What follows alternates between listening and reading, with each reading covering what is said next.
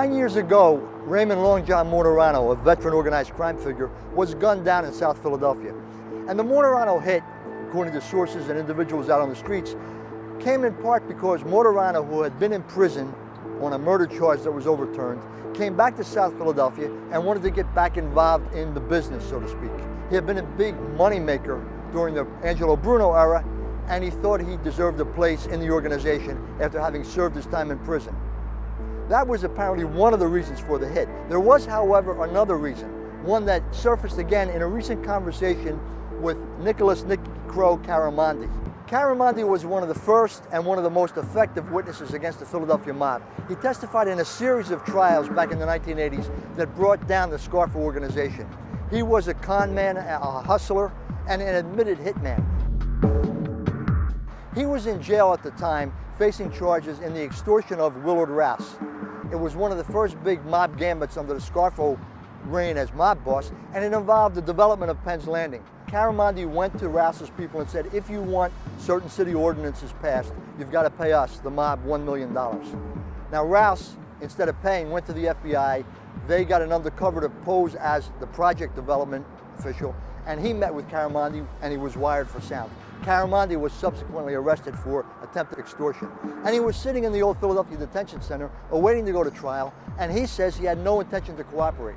I was far 150,000 miles from Turin when I was in jail. I wasn't even worried about the case because I didn't think they had that much on me.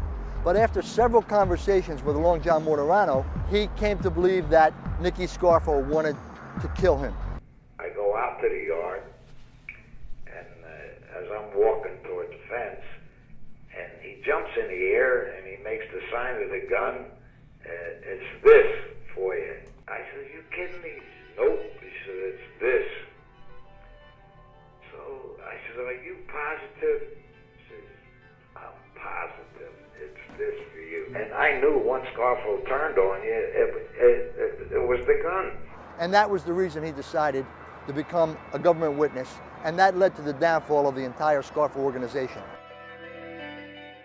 So Mortorano, who subsequently came out of jail, had been labeled by some individuals in the underworld as the guy who turned Caramandi, the guy who made Caramandi flip. Now, why would Mortorano do this? Caramandi talked about bad blood between Mortorano and Scarfo. Part of it went back to a hit that Mortorano was accused of carrying out, the murder of John McCullough. Mortorano hired a hitman to carry out that murder, and that hitman subsequently became a government witness. More importantly, and perhaps this goes to the personal motivation of Mortorano, his son, Georgie Cowboy Mortorano, had been jammed up as a drug kingpin in a major methamphetamine distribution operation. Georgie Mortorano, instead of going to trial, decided to plead out to the charges, and his lawyer was Bobby Simone, a close associate of Nicky Scarfo. However, when Georgie Mortorano pled out to the drug kingpin charge, he was sentenced to life in prison, the maximum sentence in that case. And Long John Mortorano, sitting in prison, began to wonder, why was my son given a maximum sentence when he pled out? And Mortorano always blamed Bobby Simone and Nicky Scarfo for what happened to his son. And that might have been one of the reasons why he told Caramandi he had a problem. Caramandi to this day doesn't know if Mortorano was telling him the truth or if Mortorano was playing him. But there were sources on the street and in law enforcement who now say the murder of Long John Mortorano stemmed from events that occurred back in the 1980s, events that led Nick Caramandi to become a cooperating witness, events that took down the Nicky Scarfo crime family.